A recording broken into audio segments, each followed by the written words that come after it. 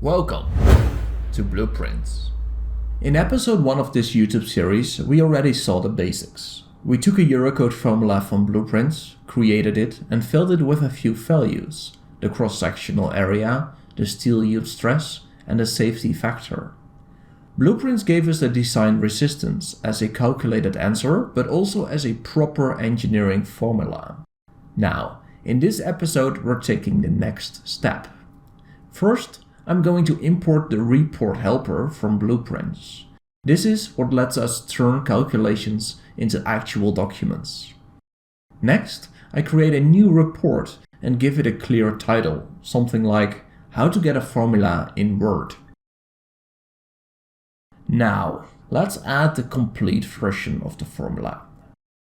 This includes everything: the full formula, symbols, units, code reference, exactly as you would expect in a technical report.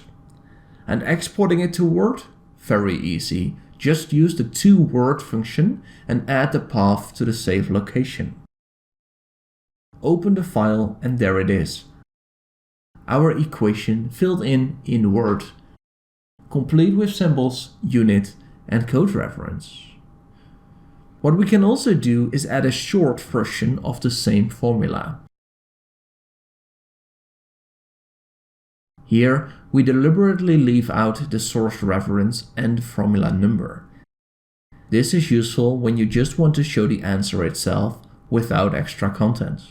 Once again, export to Word, open the file, and there it is, both our equations. And what do you want to do when your language uses commas instead of points to separate decimals?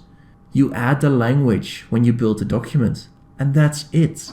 No copying formula, no retyping symbols or replacing decimal separators, no worrying if the units are correct. If you can run a formula in Python, you can put it in Word. And if you're thinking, this almost looks too easy? Good, that's exactly the point of Blueprints.